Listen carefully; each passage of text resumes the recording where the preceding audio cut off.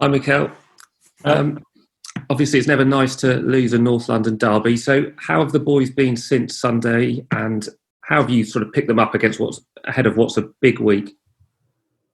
Yeah, they were touched yesterday. Obviously, they know what it means to everybody, that kind of game.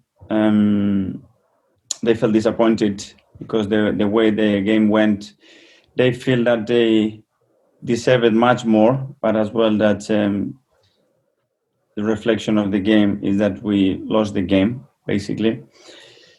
But they are ready. They know that the games they're coming up in the next few days are massive for us for the future of next season as well, and they are willing to go and try again and put the same efforts and commitment. And obviously, Liverpool on Wednesday, big game against the champions. But naturally, some fans are already looking towards the Cup semi-final on Saturday against Man City. How will that game influence your selection for Wednesday? We have to go game by game. Today we will know more as well about how the players are recovered. Obviously, some players have had huge demand since we joined the season and played a lot of minutes, and you can see that recovery-wise with the schedule that we have given again by the Premier League every 2.5 days to play. But we will assess them today and tomorrow and put the players on the pitch that are in the best possible conditions to compete and try to win the game again. Thanks, Mikel. Thank you. Hi, Mikel. Geraint at Sky. Hi there. Hi, Mikel. Hope you're well. Can I just pick up with areas which, it's going to come as no surprise to you, areas of concern in terms of the defensive frailties. How difficult is it to try and get a short-term fix on measures like defensive frailties? As you say, you've got games that literally coming every few days. It's obviously an area of concern. How challenging is it to try and shore up defensive frailties? Well, it's a collective game, but obviously within that collective game, there is a lot of individual games that happens and a lot of sequencing throughout the 90-95 minutes that we play. Individual errors are part of football. You can make them and they can go unnoticed if something doesn't happen. And obviously when those finish in a goal, the highlight goes there. I'm not concerned about that. That was something that we will sort. Obviously, short term is more difficult to do it. But what happens after you make an individual error, how you react to that, how you keep trying, and your mindset to keep continuing the game, to try to put that one back and try to resolve the situation and win it. And it's not just the player that makes the individual error, but the rest how to react to try to help the player who has done it. But yes, we got punished big time the other day with that, and we have to learn. And you know that teams are expecting that sometimes as well, and we cannot give them anything. Mikel, there are discussions going on with government and Premier League and maybe even clubs about the potential return of supporters to stadiums in however they may choose to do it. Given now you've had about half a dozen games with no crowds, can you give a sense of what it really is like in an empty stadium and perhaps how it may help if and when supporters can come back in? A different game. I would name it like this. The crowd affects many situations. The crowd doesn't allow the team that is playing at home to have certain behaviors during the game because it doesn't. He's asking all the time, he's demanding the home team to act in a certain way. He puts pressure on players when they have the ball, when they don't have the ball. And as well, it gives a different energy to the whole game. The passion, the moments before the game, when you are in the warm-up, is a completely different game, and hopefully we can have them back, obviously, with a very safe environment for them. And I understand that it's going to be a slow process again, but hopefully we will get there. Mikel, finally from me, just wondering if it's sort of a reaction, if I may, from you with the decision yesterday from CAS on Manchester City, and maybe a wider question for all when it comes to financial fair play going forward, given the last 4 months with coronavirus and sort of bringing clubs slightly closer. Just your feelings on FFP, given what happened yesterday. Well, there is no question about what happens. They completely deserve to be in Champions League because what they've done on the pitch is unquestionable. And then the regulators have looked at it and have decided that they haven't done anything wrong. So you have the two aspects that are really clear and transparent, and they're going to be in Champions League because they deserve for what they do in the pitch and what they do outside the pitch. Thanks, Mikel. Thank you. Sam at Premier League. Hi there, Mikel. Hope you're well. If I may go back to the game at the weekend, 76% possession for your side in the second half. When you look back at that match and the stats that go along with it, is that something which pleases you, or is it immaterial if the scoreline isn't in your favour? No, I'm not too concerned about the possession. Is how we attack the opponent's box, how we generate situations to score goal, the dominance, how quick we regain the ball, how close we do it next to the opponent's goal. Obviously, it tells you how far we've come to be able to do that in an away ground against one of the biggest rivals. It shows the personality and what the team wants to do. And it's going to be a big part of our identity, but we're going to finish that having produced the 3 points and the security that we can control and dominate the games against any opponent. And I guess with that identity in mind, you've been at the club just over half a year now. When you look ahead to the Liverpool match and Jurgen Klopp, is that the staple, the model in terms of building a club and the way a manager is essentially taken a side from around sort of 6th, 7th position and taken them to, of course, winning the Premier League and Champions League? Yeah, what they've done, it's phenomenal. Obviously, the first 2 years, they took them some time to rebuild the squad and to create, again, a new culture, a new philosophy and a game model that suited the coach.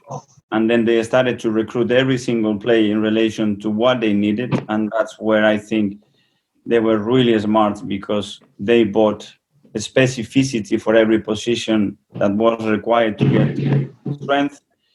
Obviously, financially, they had a big backing and made some big signing, which completely changed the club, in my opinion. And just finally from me, they're of course chasing the Premier League points record still, not the result that they would have wanted the other day. Does that change your approach to the game, knowing that they will still be coming out fighting for something? 100%. And if you look at the last games, the way they've played and the lineups that they are putting there, you can tell that they are coming here with full commitment and trying to win the point. The result that they had at City as well, when you look back the game, it could have been completely different. And you cannot question the attitude or the energy of that team in any game or any minute or any game. That's probably one of the non-negotiables that they have, and you can see that in every game. Thanks, Mikel. Thank you. George at the Beeb. Mikel, I was just wondering, when Jurgen took over at Liverpool, you was still playing for Arsenal. Is it your job you've got a bit similar to what he's had to do in 4 years? You've got a similar sort of rebuild. Liverpool were drifting a bit, and you've got to do a similar thing to get Arsenal back where they are. You asked me that question in 4 years' time, and we both are sitting here, and I tell you, yes, we've done it. I will be so happy. But I know how many decisions have to be right, how much support you need from the club and the people around, how much connection you have to generate with all your fans to have the full package. And afterwards is football, and the context right now is different to what it was as well 4 years ago, and the abilities for a club to rebuild something are more limited. But certainly it's something that we have to look at how they did it, because it's a great example. But we have to know that we have to do it our way with our resources, and having in mind that the context right now is different. But we are heading to be the best, and that's my only objective with this club, and we have to find a way to do it. It will, the potential without European football, which is a possibility. I know you've got the FA Cup, but how much could that hinder your finances and your ability to bring the players you need in to make Arsenal better? European football gives you more financial resources. That is clear. We're going to keep trying to the end of the season to try to achieve that, obviously.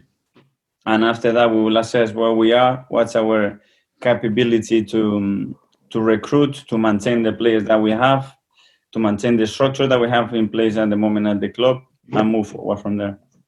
And in light of that and the game against City on Saturday night, is there potentially you could rest some players tomorrow to save them for the match against Man City, or will you put out a full strength side?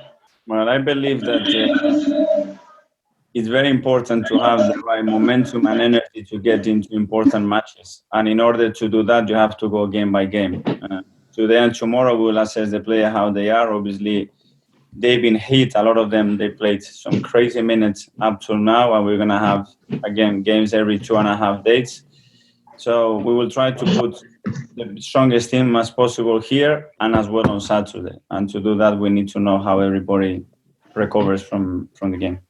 Thank you. Thank you. Ian at TalkSport. Hi, Mikel. How you doing? You all right? Yeah. Emi Martinez has been brilliant since coming into the team and made a couple of fantastic saves in your win over Norwich, and obviously the other day pulled out some top saves as well, notably the one from Ben Davies.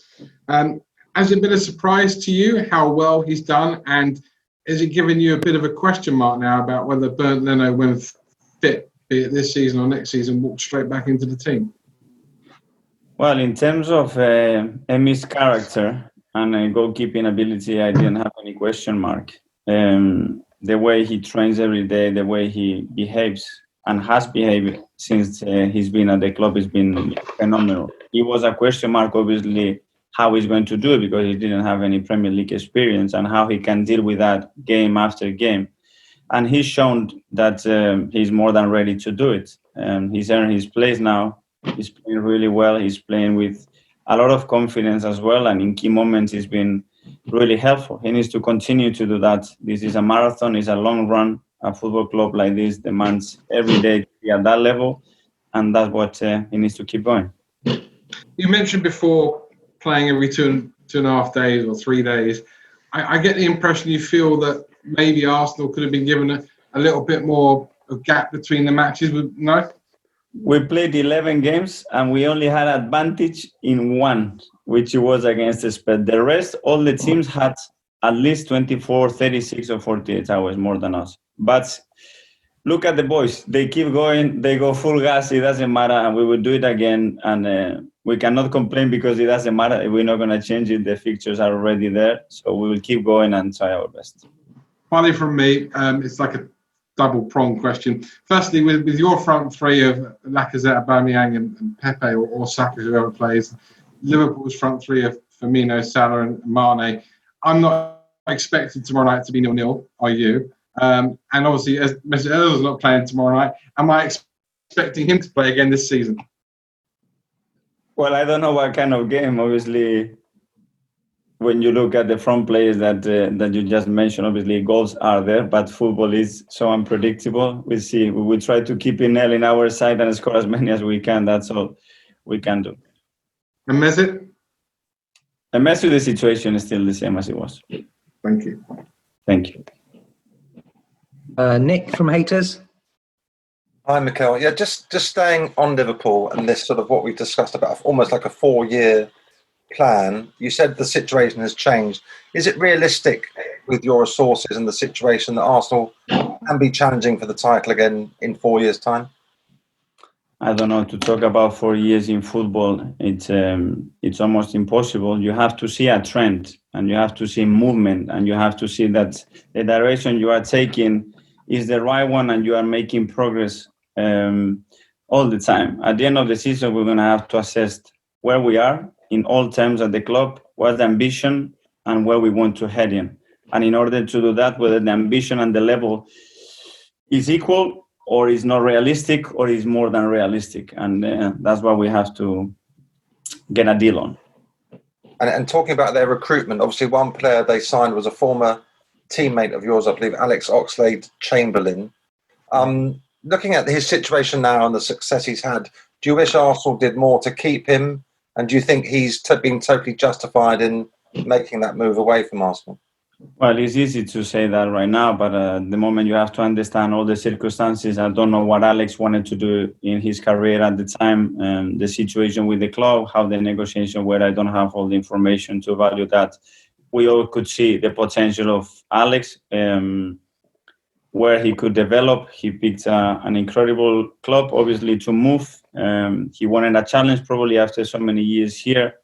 You have to accept that, and I think we all wish him the best, because as well as a great player, I think he was someone that was really, really liked amongst the fans, the staff and players. And just finally from me, you've made it clear that Mesut's not available for this game. But as Ian was saying, fans keep asking, has he got any chance of playing again this season, from what you know? I don't know. At the moment, the situation remains the same, and we will see if that changes. Okay. Cheers. Thanks, Nick. Just a reminder that goes live from 1 o'clock